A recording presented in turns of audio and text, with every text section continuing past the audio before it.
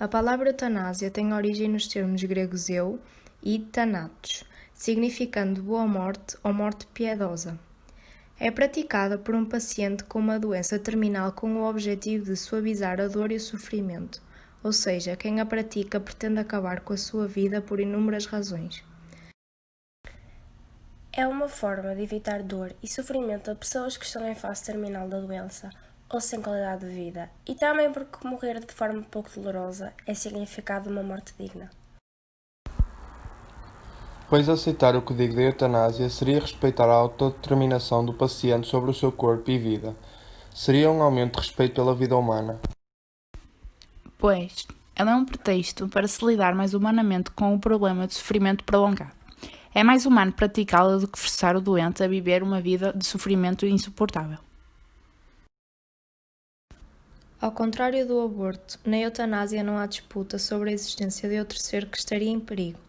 A única vida em jogo é a de um paciente adulto que expressa livremente a sua vontade.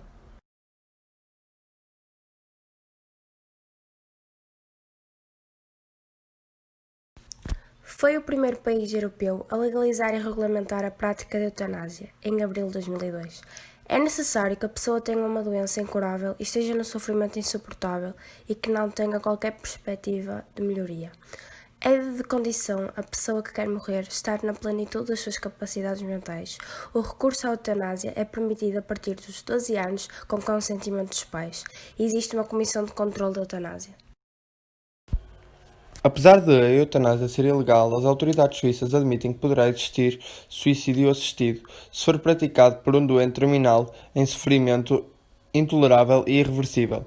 Foi na Suíça que nasceram e existem organizações como a Exit e a Dignitas, que ajudam no suicídio assistido. Em 2016, segundo o Jornal de Notícias, havia 20 portugueses inscritos na Dignitas.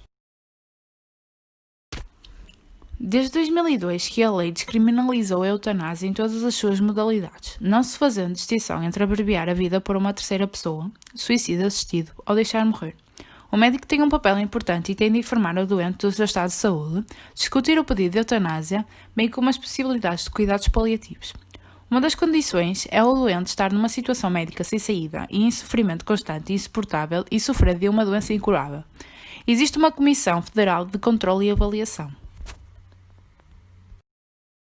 Foi o terceiro país europeu a despenalizar a eutanásia e tem uma lei muito parecida com a da Bélgica. No entanto, uma norma para que o doente manifeste, por escrito, em que condições e circunstâncias pode submeter-se à eutanásia se o médico concluir que tem uma doença grave e incurável e que a sua situação é irreversível à luz do estado da ciência. O Parlamento espanhol aprovou, em 12 de fevereiro, na Generalidade, um projeto de lei do PSOE sobre a eutanásia, com os votos favoráveis dos restantes partidos, exceto o PP e o Vox.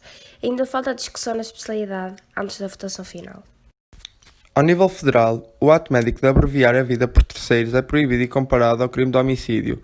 O suicídio assistido, porém, está regulamentado em 5 estados: Oregon, desde 1997, Vermont, desde 2013, Califórnia, desde 2015, Washington, desde 2008 e Montana, desde 2009. Em 2005, o Supremo Tribunal decidiu a descriminalização da eutanásia praticada por um médico a pedido de alguém mentalmente competente em situação de doença terminal. No ano seguinte, em 2006, é aprovada uma lei que se aplica a adultos mentalmente competentes com uma doença grave ou incurável, em estado avançado de declínio irreversível. 2 médicos ou enfermeiros avaliam o pedido, que tem de ser corroborado por 2 testemunhas. No estado de Vitória, a eutanásia é permitida para doentes terminais desde meados de 2019. No território do Norte, foi aprovada uma lei nesse sentido, mas o Parlamento Federal adiou a sua entrada em vigor. Estes 2 países adotaram normas legais da possibilidade de despenalização judicial do homicídio piedoso. Na prática, aplica-se um perdão judicial a situações de homicídio piedoso, isentando de responsabilidade criminal se tiver sido praticada como resposta a um pedido da vítima em estado terminal e com intenção provada para pôr fim ao seu sofrimento intenso e irreversível. Ato deliberado de provocar a morte sem sofrimento do paciente por fins misericordiosos. Morte do paciente ocorre dentro de uma situação de terminalidade ou porque não é iniciada uma ação médica ou pela interrupção de uma medida extraordinária com o objetivo de minorar o sofrimento.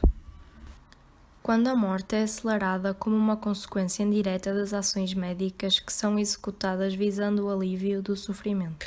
Quando a morte é provocada atendendo assim uma vontade do paciente. Quando a morte é provocada sem que o paciente tivesse manifestado a sua posição em relação a ela. Quando a morte é provocada contra a vontade do paciente.